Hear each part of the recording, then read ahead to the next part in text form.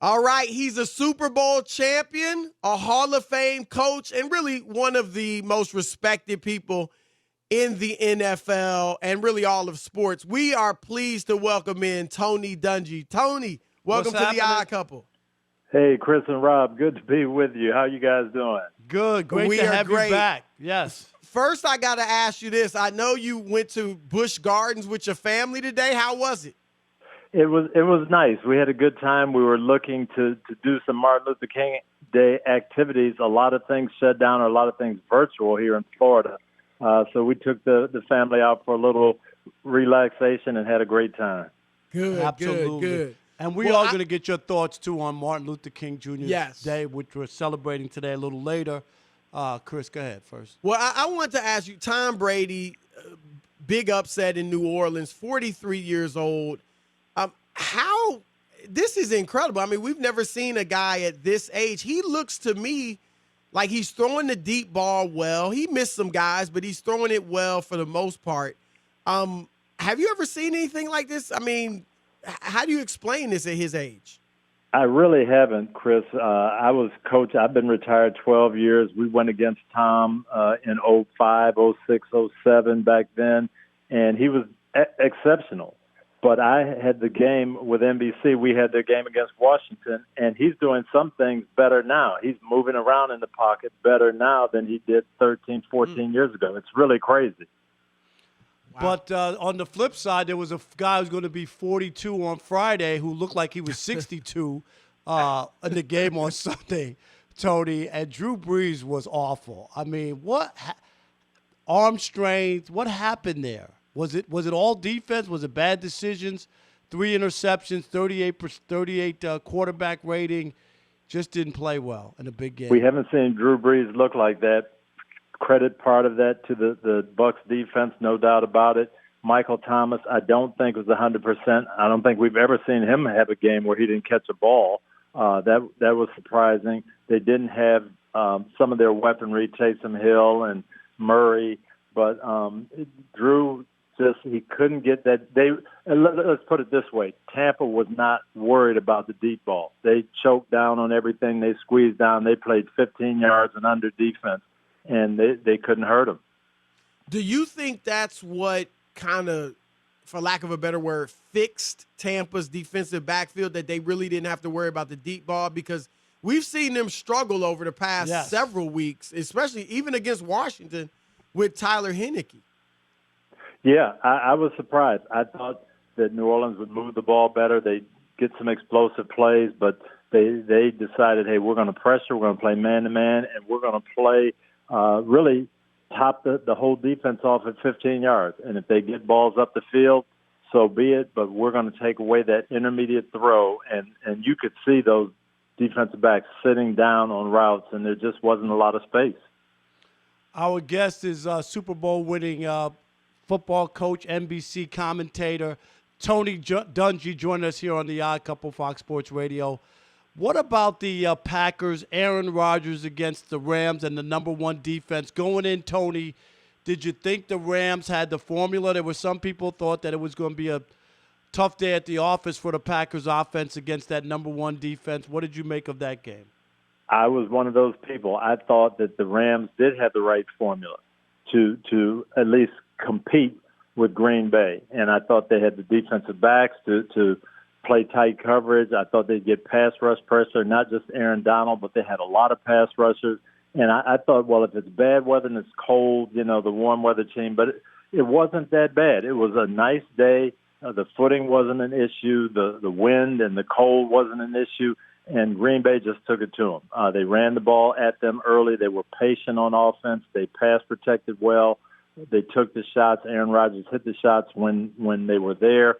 And to put up that many yards, almost 500 yards on the number one defense in football, I thought that was a great performance.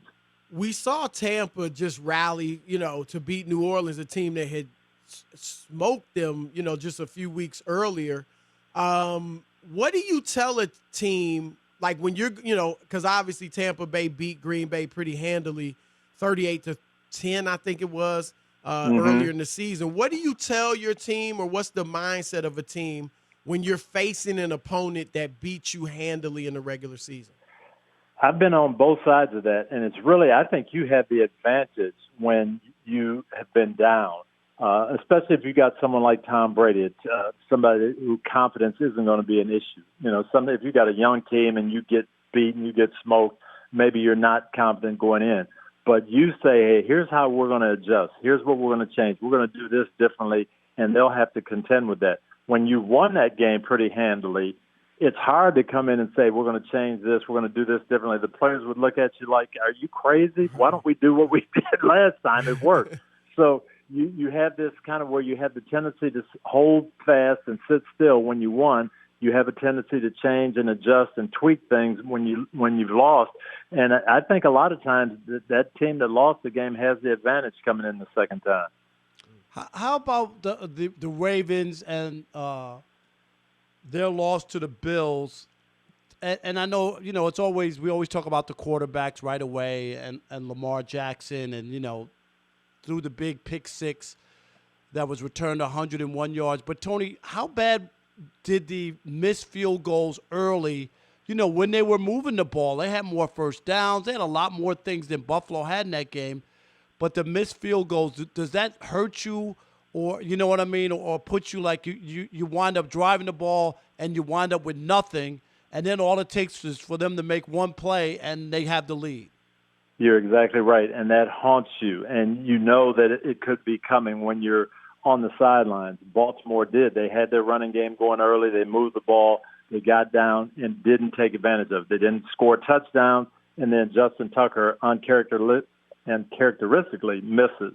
So you come away feeling like we've outplayed these guys, but it's even on the scoreboard. I said the same thing last night as I was watching the Bucs and New Orleans. New Orleans gets the punt returns. They can't push it in. They move the ball a little bit, can't push it in, and it's 6-0 instead of 14-0. And right, you say, boy, that could come back to haunt them. Yep. We're joined by Hall of Fame coach Tony Dungy here on the Odd Couple. Tony, let's look at the coaching carousel. And amazingly, it looks like there's a good chance that African-American coaches will be shut out, specifically Eric Bieniemy. What do you make of the 6 openings? The league kind of changed rules and really was trying to put some rules in place to hire African Americans. Obviously, there's a lot of racial unrest in the country, and even the players, have done a lot of things to, challenge the social, to promote social justice. What do you make of now you only got 2 African American head coaches, looking like it'll be 2 out of 32 going into next season? It's a little bit disappointing, and I really felt that the league had made strides. I was on this a committee that met with the diversity group at the Combine in Indianapolis, and they really did. The NFL was pointing to this and working at it, and you saw a lot of different interviews and different things happening. You think, hey, we're making progress, and then it just doesn't quite happen. So it's been disappointing to me that there's some really good minority coaches out there who haven't gotten a look. But I'll tell you what, I'm encouraged about one thing. I think this could be a watershed moment because of what Deshaun Watson is doing in Houston or has done. And I've said for a long time that NFL players have not used their power and their platform well enough. And you guys have seen it happen in basketball where the star player speaks up and things happen. And I see this as a moment. This could play out in Houston, even if they don't hire a minority coach. If Deshaun Watson's voice gets heard, it's going to tell a lot of other players, you know what? We have a little more clout than we think we have. And this could be a good moment. Tony, the only problem, I hear you, it sounds good, but guys won't stand up for health care and health benefits. You know what I mean? Well, you're right. They have to do it. Now, they have to do it, but they could realize this could show them how much clout they really do have. I agree with you that they do have clout. Tony, I do. But the only problem I have with this is, should Deshaun Watson be interested in who's going to be the coach and have some say? Absolutely. But does he really, he's bothered that he wasn't in on the GM search? I just wonder, like, where's the line? I don't know if it's that. I don't know if it's that per se. And I hope it's not that. I don't have to be in on the search. Right. But let me let you know, if Patrick Mahomes tells me, boy, Eric Bieniemy is sensational, and I hope he gets to you guys because he'd be huge for you. And you go in and tell the owners, hey, you know what? I've heard some really good stuff about Eric Bieniemy, and then he isn't even interviewed. Now I should be upset. Well, Tony, and about Eric Bieniemy's interviews, this would be the second straight year he's been passed over. And you saw the rumors out there, just like we did, that he doesn't interview well. Rob and I aren't in the interviews. We don't know. But is that just an excuse? I saw you said that people would say that about you and other black coaches going way back. It's an easy excuse because nobody's in there with you. So, I feel this is really a response. I don't want to get labeled a racist. And really the only answer, when I hire person A over person B, the only answer is I like person A better. I can't quantify it. I can't really say, for sure why. So I have to just say, you know what? Hey, I like Tony Dungy better than I like Chris Broussard. But if I do that with a black coach, it kind of comes off sounding racist. Right. So I don't want to say that. So I have to put it's his fault because here's why I didn't hire Eric Bieniemy. And it's wrong. It just really is wrong.